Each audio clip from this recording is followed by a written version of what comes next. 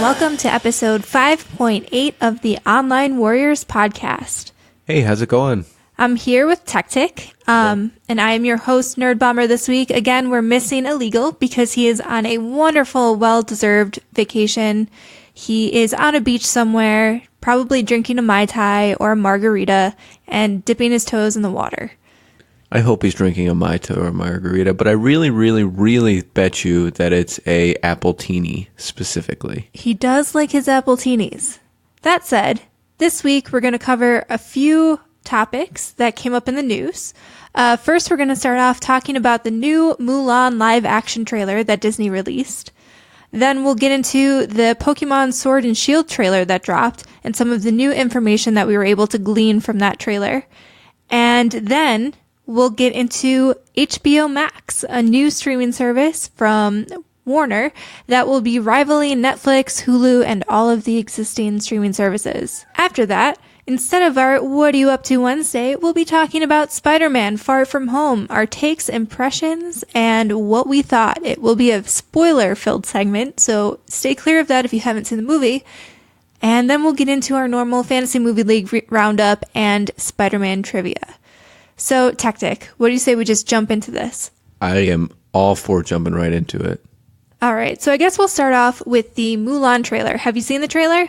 I didn't. Honestly, from the trailer itself, before I did some digging and found other things out, I did get goosebumps. I was very excited to see it. The action looked fantastic. Some of the plot line and story seemed to be true to the Disney arc. But there was some other information that I found. But first, what were your first impressions? I thought the trailer looked really good. It reminded me a lot of the original animated trailer. In fact, I was watching this segment, I want to say IGN had posted it, where they did a like scene by scene comparison between the animated trailer and the live action trailer. And they followed the old animated trailer pretty closely. So I was super impressed with that. Basically, though, what I think you're alluding to is there is a few things missing, and this Mulan movie will be a little bit different than the animated one that we're all used to. The two major things that will be missing are music and Mushu. No. I'm a little sad because some of the Mulan music was like pretty banging jams. I really liked that. Be a man. That was my favorite one. I still jam to that. So I was reading a little bit online why they chose to do that and kind of get away from the more musical aspect, and even why they removed Mushu, because he was kind of cartoony and obviously not realistic. So apparently they wanted to go back to the roots of the original story behind Mulan, which was Chinese girl trying to kind of revolt against the traditional aspect of, like, as a young woman, you'd be married off and that'd be all you were good for. So they kind of want to go back to the story's roots, and they want to take a little bit more serious and action-packed tone to the movie, which I think could be really interesting. See, I think I'm fine with that side of it, and I can get behind if that means they need to take away some of the Disney-esque songs. But I think that they could still kind of have that feel and have some semblance of Mushu. And what I mean by that is some kind of their ancestors guiding her through some mythological being. And it doesn't necessarily have to be a cartoony dragon, right? It can be this ominous voice that points her in the direction. I hope that they keep Mushu's spirit alive in some fashion. Well, I mean, dragons have always been a really important part of ancient Chinese culture. So I could see somehow some kind of callback to maybe even like a dragon sculpture or statue that she comes across that kind of is a wink to Mushu. The one thing that I was reassured at was that I was reading that they will have some of the music as instrumental scores in the background of the movie. So I'm kind of curious to see how they actually do that, because I would love to basically hear Be a Man in the background if she has any like training scenes. That would be really cool. Will you be in the theater singing the lyrics that should be there? Oh, absolutely. Oh, man, people are going to throw popcorn at you. So this movie won't be coming out until 2020. I believe it's slated for a late March release in 2020. Do you think you're going to go see it? I will see it. I mean, I've already seen Aladdin. I'm slated to see Lion King. I've already seen Beauty and the Beast. I mean, it's all my childhood, right? You got to go see every single one. I know we've talked about this a little bit in the past about how there's so many new Disney remakes and people really haven't asked for it. But since they are our childhood and we've pretty much gone to see every single one so far, how have you been feeling about them? Are you pretty satisfied or? Good. I'm just a little curious how they're going to do live action Lilo and Stitch. Have you seen something about that or are you just hopeful? I don't want to start a rumor, but I haven't seen anything, but I'm a little hopeful. That would be a lot of fun. I would actually really love to see the Hawaiian culture, either Lilo and Stitch or Moana. I think those are both ripe for a good live action movie somehow. Ohana. Classic Stitch voice. I love it. It's my Stitch. So now we're going to get into something that we're both super, super, super excited for. And that is the Pokemon Sword and Shield new trailer. Did you get a chance to watch that? I did, and there are some parts of it that I'm pretty excited for, but there's also parts that I'm just kind of meh about. And specifically the parts that I'm meh about are the Gigantamaxing. I mean, everyone's really excited about it as far as the throwback to the giant Pokemon episode back when we were kids. Mm-hmm. But aside from that, it's just one more Digimon-esque thing that we're just kind of apathetic about, in my opinion. It kind of reminds me of the Pokemon card game. It seems like one of those like special card types that are out there, the EX type cards and stuff like that, or like the Mega type cards. And I know that those really stemmed from the Pokemon game initially, but it really doesn't feel that different than like the Mega evolutions. It's just going to be like a bigger Pokemon, different appearances, and a new special powerful attack. I feel like, in a way, yeah, okay, this brings a new element to the Pokemon games, but it almost feels like a recycled element. They're just slapping a slightly different twist on it and saying that it's something brand new. The one thing about the Gigantamaxing that I do find kind of interesting, and it kind of makes me question the game as a whole, not like in a bad way, I'm just like wondering about this aspect of the game, is they said that Gigantamax Pokemon will be rare. And one of the opportunities that you're going to have to catch them will be in a max raid battle. And that seems to me like there's going to be some kind of like multiplayer online segment to the game. And maybe I just need to do a little bit more research on that, but that would be an interesting aspect of a Pokemon game to me. See, I can't really get behind that because my favorite thing about the Pokemon games, it's something traditionally, right, when you're a kid, you play it in the back seat of the car while your mom and dad are on a road trip and you just zone and get all your badges. You don't need to be playing with other people. It's your own world. It's you versus the AI. And if I have to now, go online and interact with people and do all these raid battles, I'm probably not going to get any Gigantamax Pokemon, to be honest. I mean, I don't know if it'll be a necessity per se. There's got to be different ways to catch them. You'll probably be able to somehow evolve them. But it reminds me a lot of Poke MMO, which was something that I had played back in the day. It was actually like a fan hack where they had gotten a ROM of one of the old school Game Boy games. I want to say it was like Red or Blue. And they turned it into an MMO game where you basically just ported it up and you played the game. It was Red and Blue, like the old school game, but you just saw other people in the game. I think we played together. We did play together. It was, in my opinion, it was a lot of fun. I really enjoyed it. I don't know. I like to be in my own little world. I feel like as we're starting to get away from the handheld slot of this game, because now that it's going to be on Switch, like this is the first mainstream console that it's really going to be on that's not a handheld only type console, I feel like we're going to start to see more and more of an online component. And all of the 3DS games, they had plenty of online battles. I mean, there was a whole Wonder Trade system. There were whole leagues based around online battles. Like, I think we're only going to see more online Pokemon, especially even with the success of Pokemon Go. Building some kind of community around Pokemon, I think would be really fun. Yeah, I can get behind that.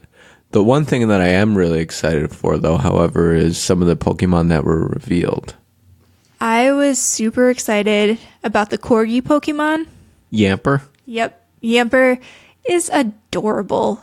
As you can tell, I was the one on our social media who was like, this is adorable. because it's adorable. It's a corgi. How do you not like corgis? It's not going to be on my team. My electric dog will forever be Jolteon. That's fine. But is Jolteon even in this new game? Yeah, but he's so much cuter. He's Jolteon such a good is super boy. cute. This is a kind of a side note, but if any of you have an Aldi grocery store Or near Costco. you, well, Aldi is the one that has the Evolution tins. Right now I think we've been to a few Aldis in different areas. We've been traveling a little bit, and each Aldi has had a Jolteon Pokemon tin, and it came with 3 booster packs inside, as well as a special edition Jolteon card. There was a Vaporeon one and a Flareon card. So if you collect cards, we had some pretty good pulls in there. There were some like Mega EX Pokemon in there. Got a Mega Rayquaza. Yeah, it was pretty good pulls. But there are also one other reveal from the trailer was that the different games will actually have different gym leaders based on what game that you have. And this is a first for the series. What do you think about that? Well, first, I didn't get to say my favorite Pokemon. My favorite one is Duraludon. He's a steel dragon, white with like a rock formation thing. And it looked awesome. I'm a big fan of dragon. If I can have it my way, I'd be Lance. That was a pretty sweet Pokemon. So what were you saying about the gym leaders again? So they announced that each different game will have different gym leaders that you can face. So Sword will have a gym leader called Bee, who is more of a martial arts type leader. So I'm sure she'll have fighting Pokemon and stuff like that. And then Shield will have Alistair, who's more of a gothic fighting ghost type leader. Not fighting, sorry. A gothic ghost type leader. So that still kind of makes me lean towards Sword. Everything that I'm seeing about these games screams, Nerdbomber wants Sword. Which is fine, because Techtic wants Shield. I think we're going to be one of those households that ends up with both versions of the game. We might benefit. I usually don't pre-order games, but we might benefit from a pre-order because I did see that if you pre-order the dual pack, you get all 3 starter Pokemon in keychain form with your pre-order. Whoa. But not in real form. No, just keychain form. It would be really sweet if you got real Pokemon, but... Damn, how am I going to catch them all? So, while we're kind of between topics here, I do want to take a moment to talk about Podcoin. Podcoin is a new podcatcher, and they will pay you to listen to podcasts. They reward you Podcoin for every minute of podcasts that you listen to. And you can take those Podcoin and apply them towards gift cards or even donate them to charity. If you're not already a member of Podcoin and you don't have the app, you can download it now on both iPhone and Android. And if you're a brand new user, you can use our code, OnlineWarriors, and that'll get you 300 Podcoin for free just for starting out. Check it out. Like I said, iPhone and Android. It's a great way to listen to podcasts and make money doing it. That said, we also have some words from our friends at Cross Atlantic Gaming. Hello everyone, and thank you for listening to the Online Warriors podcast. My name is ChocolateBear80, and I'm here to tell you about Cross Atlantic Gaming. We are a gaming-centric podcast. You can check us out on iTunes, Spotify, and all your other fantastic podcast catchers. Check out our website at www.crossatlanticgaming.com. Now back to the show. Techtic, Nerdbomber, Illeagle, take it away. Before we dig back into the news, I just want to give a quick shout out to our Patreon producer, Ben Checkness. He has been our Patreon producer for the last few months, and we couldn't do it without his support. He gives us so much great feedback and has even given us full trivia topics and questions. That great pinball trivia that we did a couple weeks ago, that was all him. He's been a great supporter, and you can be a great supporter too. If you go on patreon.com/OnlineWarriorsPodcast, you can support us for as little as $1. There are 3 different tiers. There's the Page, Squire, and Knight tier. If you subscribe at any tier level, you will get access to exclusive Patreon bonus segments. And if you subscribe at the Squire or Knight tier, you'll get even more benefits with exclusive vlogs from one of our members every month. Pretty cool stuff. So now we're going to get right back rolling with the news. The next topic that we're covering is HBO Max.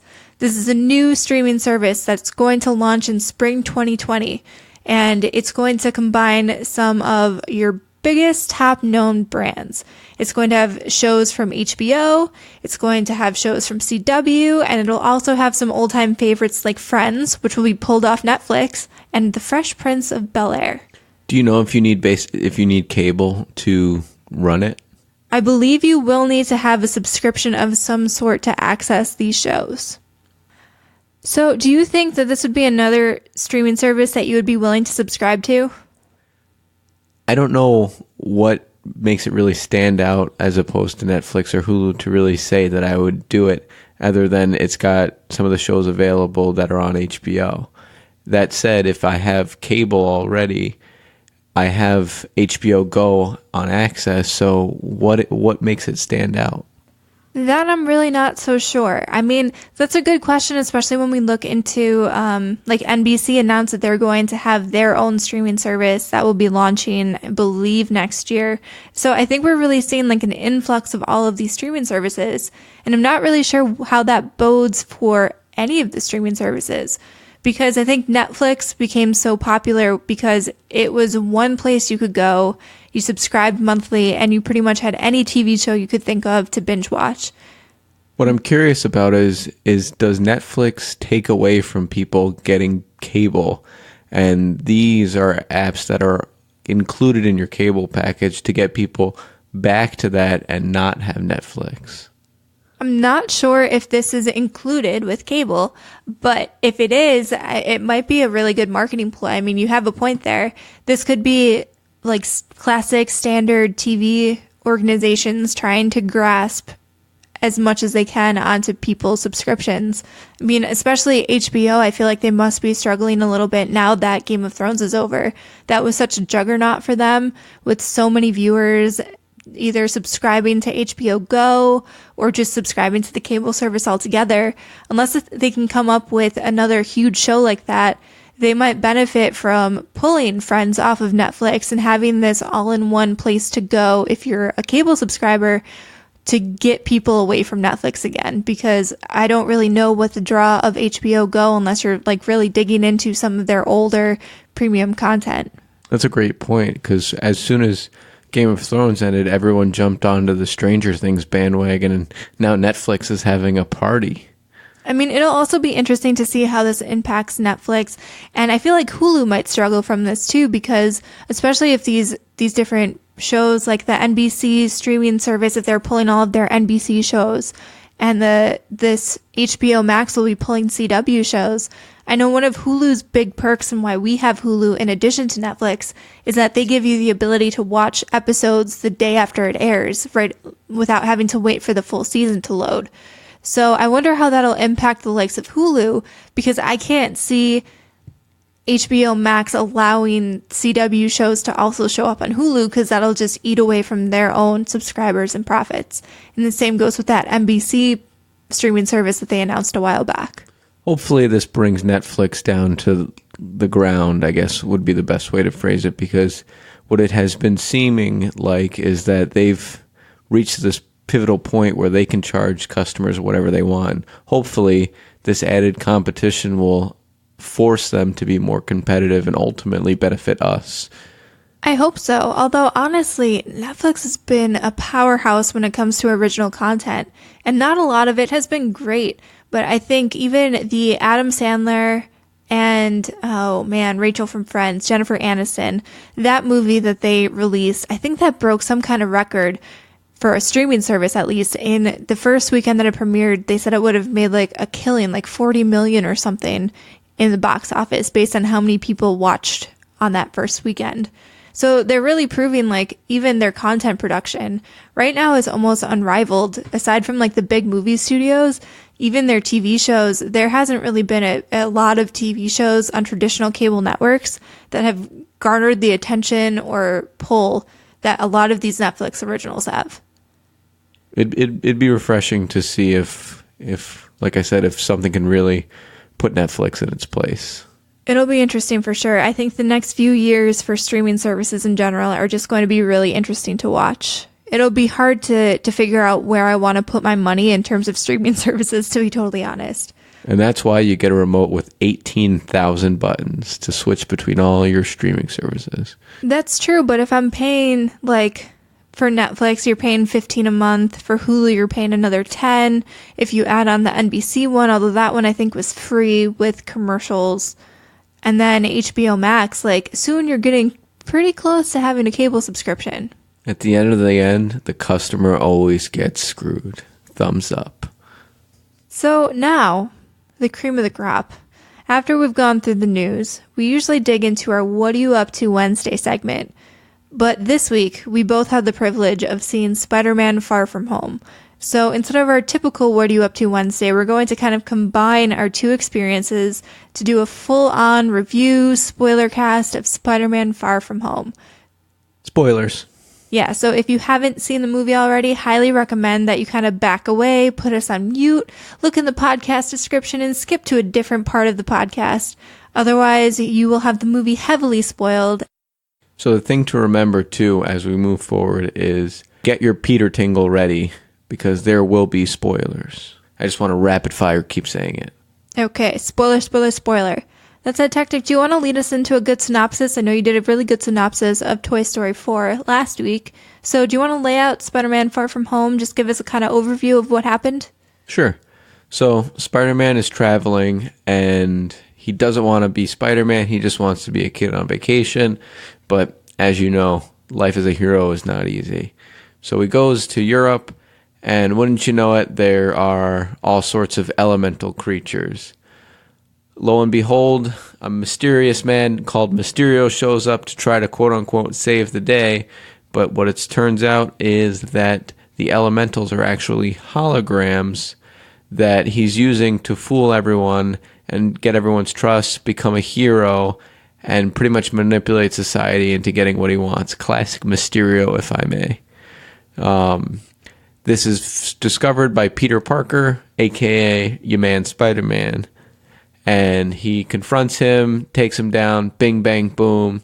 The day is saved. It was a little bit more nuanced than that, I would say. I mean, so Mysterio originally paints himself as someone who comes from another dimension. And this was something that we had talked about when the trailer first came out, is they kind of played with the idea of having multiple different dimensions, like a huge multiverse. And so he painted himself as coming from another Earth, and an Earth where he and his fellow heroes had failed to stop the elementals, and basically the Earth was wiped out. So somehow he had made his way to our Earth, or Peter Parker's Earth, where he was hoping to try to stop the same fate from befalling the people of Earth. By the way, I'm really glad that they didn't stick with the whole alternate Earths and everything, because I personally think there were plot holes in the time travel thing from Avengers Endgame, and that would have added one more arc of confusion. I mean, the multiverse angle would have been really confusing, but it would have been interesting to see if Mysterio really didn't turn out to be the bad guy. I think the entire movie, I will say, so I didn't really have an issue with the movie being predictable, but if you have any knowledge of the comic book, and I know most people probably going into the movie don't, so they were really surprised when Mysterio turned out to be a bad guy. But I think it would have been an interesting angle if Mysterio somehow would have turned out to be a good guy, and then his alter ego from our Earth was the bad guy who, like, took over for him or something. But in this movie, Mysterio never actually was from a different universe or multiverse Earth. He was actually just one of Tony Stark's past employees who had helped him develop a hologram system, and he felt dissed when Tony Stark basically told him that his holograms were more or less nothing but like a fun toy, that they wouldn't have a huge impact on the Earth. So he was fired, and then along with a lot of other previous Stark Industries employees, they came up with a scheme to basically make a superhero that people would believe in. So they used the hologram technology, they came up with this whole backstory, and Mysterio basically played this part as an actor, and they created disasters for him to solve so that the Avengers, or really S.H.I.E.L.D., would begin to trust him. And overall, he was able to trick Peter Parker into giving him full control to the defense systems from Stark Industries, which Tony Stark had given to Peter Parker upon his passing. Again, if you haven't seen Endgame, that's a spoiler. Don't know what to tell you there. So overall, then, that gave him access to all of the drones to make this even more monumental kind of fake tragedy befall London, which then Peter Parker realized with the help of Mary Jane that this was all a huge just ploy, and then had to go basically fix his mistake in trusting Mysterio. So the biggest talking point is, in my opinion, all of that was kind of predictable. I disagree with you that no one going to the movie really knows the comic book. I think everyone saw that coming. But the biggest thing that I thought was a twist was there were 2 post-credit scenes. If you haven't stuck around down for the whole thing, there were 2. You missed the second one. So the first one, let's talk about, and that was the fact that Mysterio came up on the big television and then said, 1, Peter Parker's identity, and 2, that Peter Parker killed innocent people. Well, basically, they just showed that he killed... Actually, yeah, they did show... So initially, he implied that he killed Mysterio only, but then they showed Peter Parker somehow ordering drones to execute basically an attack on London. So yeah, I don't know how that's going to play out. I think that's going to really impact the next movie. I think that's more of a... that's leading more towards another Spider-Man movie and not really an Avengers movie, which I think is pretty interesting. What do you think will happen with that? I think he's going to go underground, and that's kind of what I'm excited for. I hope for a new suit. I hope for him to vanish into the shadows, and I really want to see just a new perspective of, we'll call him the Shadow Spider or the Night Monkey. I think it's really interesting, too, because they spent a lot of this movie basically painting Peter Parker as the person to take over for Tony Stark. That was kind of the theme for the whole movie, was Peter Parker didn't feel like he was worthy enough to fill in the shoes that Tony Stark left behind. So I do think that video was him foreshadowing. Part of that video was them foreshadowing him taking the Tony Stark mantle, because if you recall, in the first Iron Man, he got up on stage and said, "Everyone, Tony Stark is Iron Man."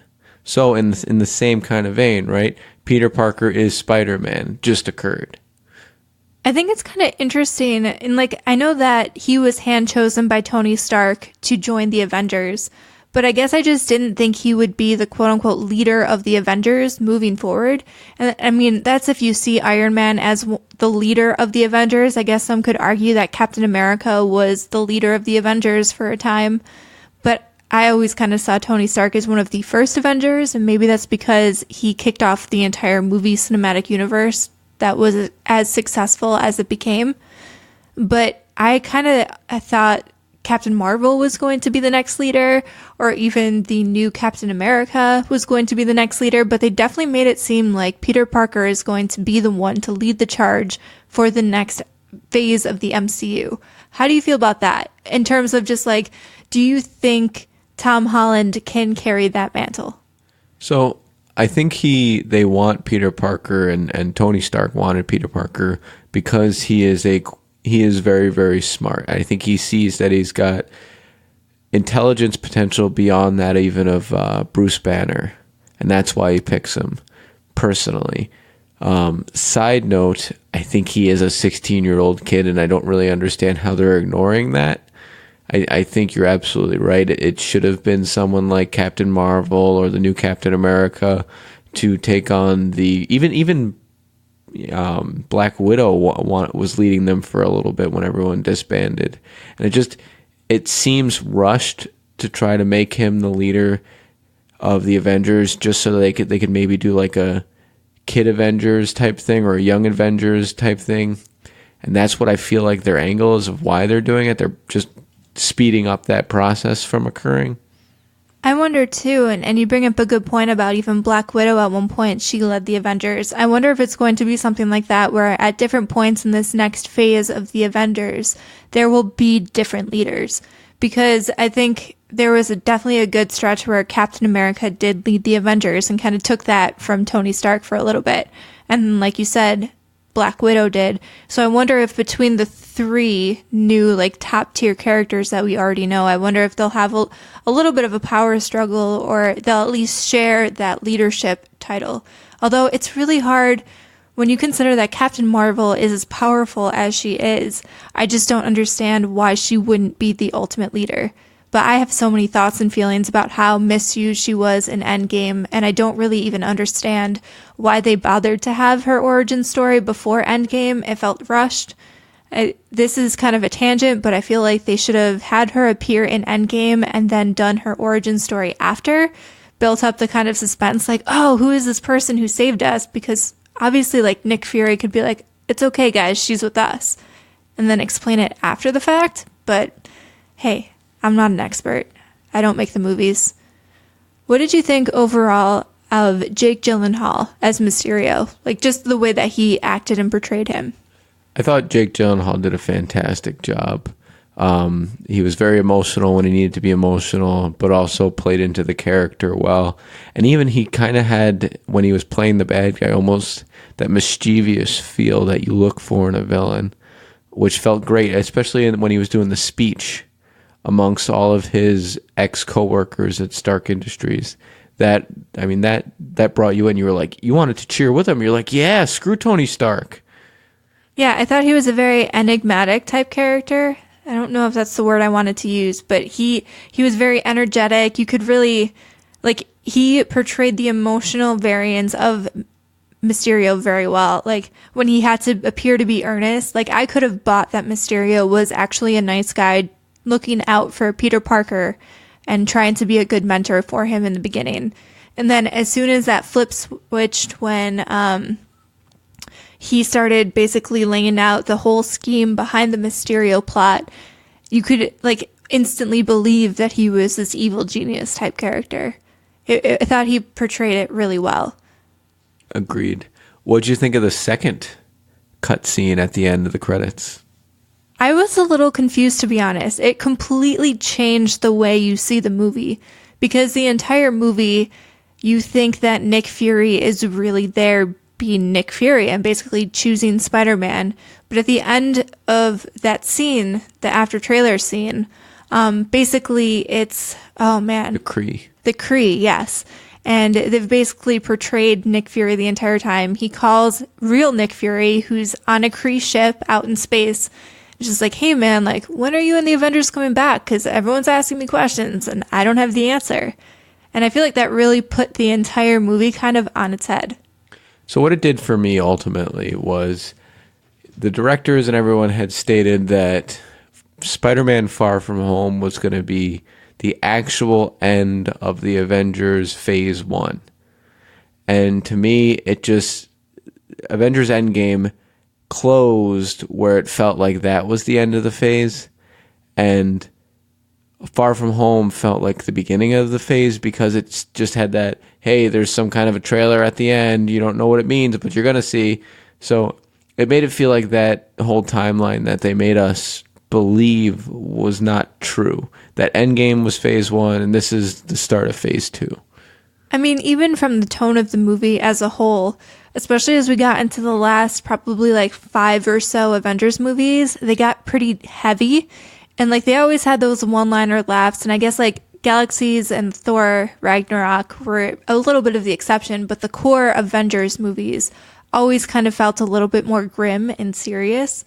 And at the heart of this movie, Spider-Man Far From Home, I would almost describe it as like a teen rom-com that also happened to be a superhero movie.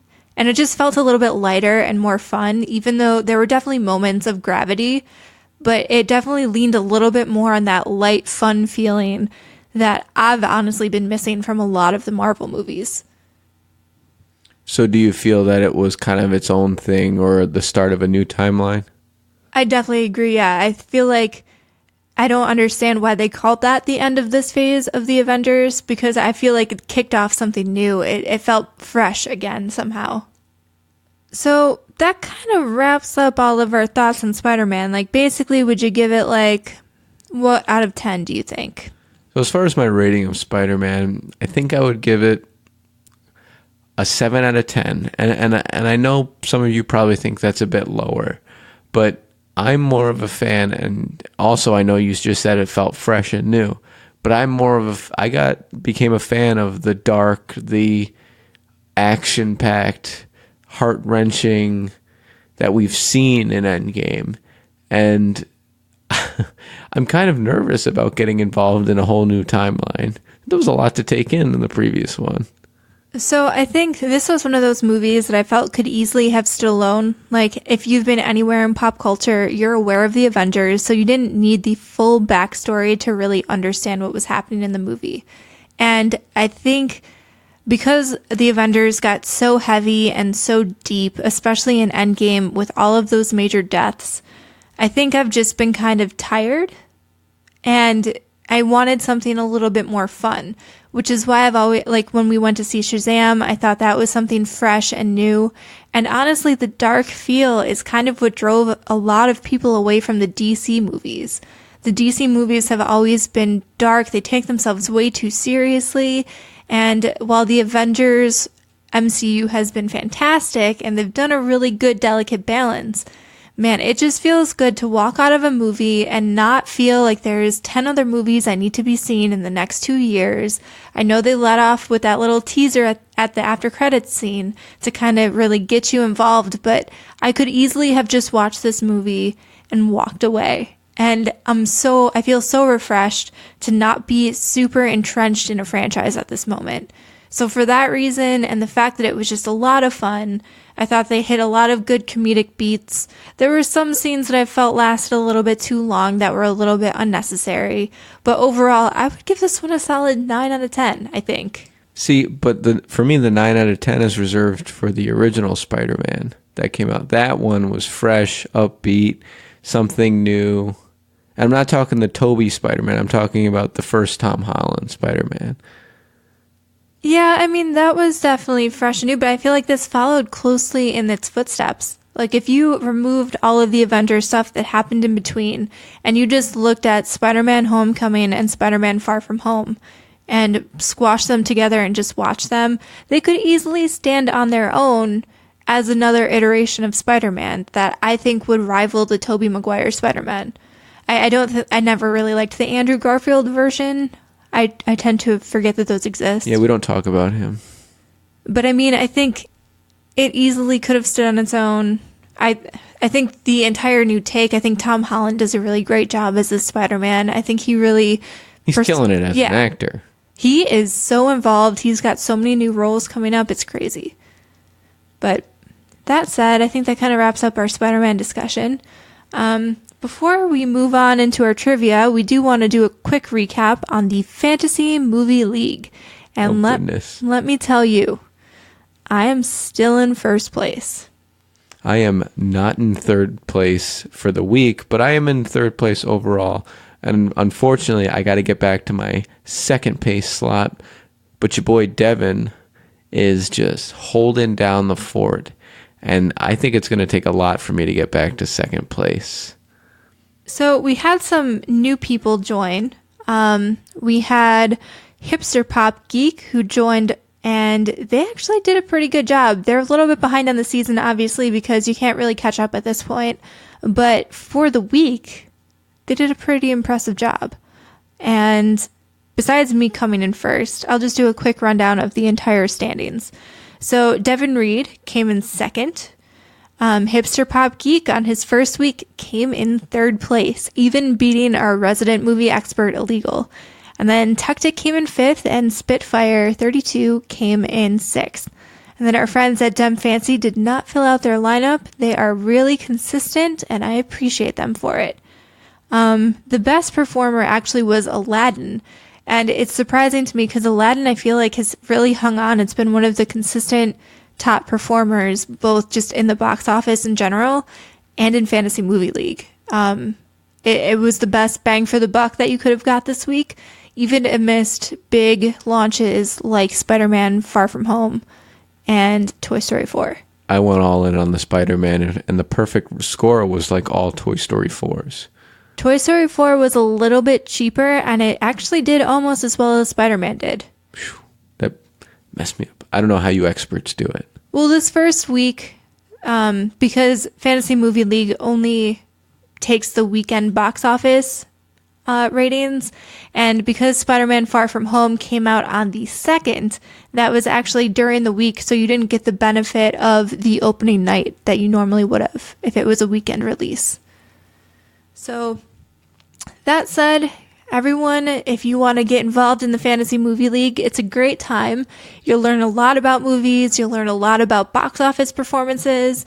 You'll get called out during the podcast every week. You can find us on Fantasy Movie League. We are the OnlineWarriors podcast league, and the password is podcast. Super creative. With that wrapped up, we're going to move into our trivia game of the week. It's going to be, I'm going to have a tough opponent today. Yeah, so without Illeagle here, it's really just going to be me reading questions to Techtic. And this week, our Patreon subscriber, Ben, has helped us choose the topic. So very fitting with what we've just talked about, it's going to be Spider-Man themed trivia. Bah, bah, bah. I don't know why I keep doing these noises, but it works. So, Techtic, I'm going to start off with the first question. Bah, bah, bah. What comic did Spider-Man have his first appearance in? And I'll give you 3 different options, and you can pick which one you think is correct. So, the first one is The Amazing Spider-Man #1. The second one is Amazing Fantasy #15, and the third one is Marvel Avengers #2. I'm going to go in the Amazing Spider-Man #1 seems obvious, but so I'm not going to go with that. I'm going to go with what they did in the Avengers and say where they had him appear before they introduced his movie and say the Avengers comic. I made that up. It's actually Amazing Fantasy #15. For our next question, Weird. Can you tell me what year that comic and first appearance occurred in? It first happened in 1957. That's actually really close. That came out in 1962. It's a long time ago. I didn't realize that Spider-Man was around that long. Did you? Yeah, comic books have been around for a while. I know, but I guess I figured Spider-Man was a little bit later, probably in like the 70s or 80s. I don't know why. Do you know what his first villain was that he faced? I'm not going to give you options because there's a ton of Spider-Man villains for you to choose from. I think it was Electro. And that's actually really close. The villain's name was Supercharger. He was the living battery. I don't know if he eventually morphed into Electro, but that was a pretty close guess. Did you know that for real? Yeah, it was the guy with the little shocking things on him. Look at you. So, I'm going to pivot a little bit. And do you know what the lifetime gross box office earnings of the Tobey Maguire first Spider-Man movie was? Oh, jeez. It's going to be in millions. I'll give you that much. Okay, well, that's good. That's humbling, I guess. Let's go 67 million. Okay, well, some of these movies from Fantasy Movie League make that much in like 2 weekends. Do you want to give me a new guess? Let's go 670 million. That was a little bit too much. It made 403 million. Actually, just over 403 million. But pretty good for Tobey Maguire Spider-Man. Way to go, Tobes. And our final question is, how many suits does Spider-Man have in the history of the comic book, movie, etc.? Is the video game included? The video game drew a lot from comic book lore and also the Avengers movies. Okay, so I'm going to go with 55. I had over 25, so you're not technically incorrect. Yes. But there were a bunch of different suits, and this isn't really so much trivia now as it is just me wanting to go through some of the pretty cool styles and some of my favorite Spider-Man suits that I've found. So my favorite one by far lately is the Iron Spider suit. That one made an appearance in Spider-Man Far From Home. but it was also the one that Tony Stark originally gave to Peter Parker, I want to say in Civil War. I could be wrong. My favorite one is the suit from Spider-Man 2099. That one is pretty dope. I will say, it looks super futuristic. I also really like, this is kind of cheesy, but I kind of like the original, like, hoodie, just kind of ghetto-looking Spider-Man costume, like when he was just starting out. I thought that was always pretty cool. You mean the one when he was fighting Bonesaw? Exactly. I thought that one was really neat. And I really liked the stealth suit. And so in Spider-Man Far From Home, they called that the Night Monkey, which was a funny name, but there's so much history behind the stealth suit, and it was a nice nod that it was in the movie at all, but I wish they would have just, like, said, this is your stealth suit, or something better than calling it Night Monkey, which was funny, but still. So is that the last question? That was the last question. That was pretty much wrapping up our whole episode for the week. We appreciate you guys listening in every week. Hopefully next week, if you guys can't bear just listening to me and Techtic, Illeagle will return from his vacation. He'll make his grand return and return to hosting the show. If you are interested in following our activities off the podcast, we're very active on Twitter. We are at OnlineWarriors1. We each also have our own Twitter handles. I am at OW Nerdbomber. Techtic is at OW Techtic. And Illeagle also has his at OW Illeagle86. Can I end with a dad joke that I heard today? You can indeed end with a dad joke. So I was at the grocery store today, and I'm pretty positive that the cashier was checking me out. But that was a good one. That's what I thought.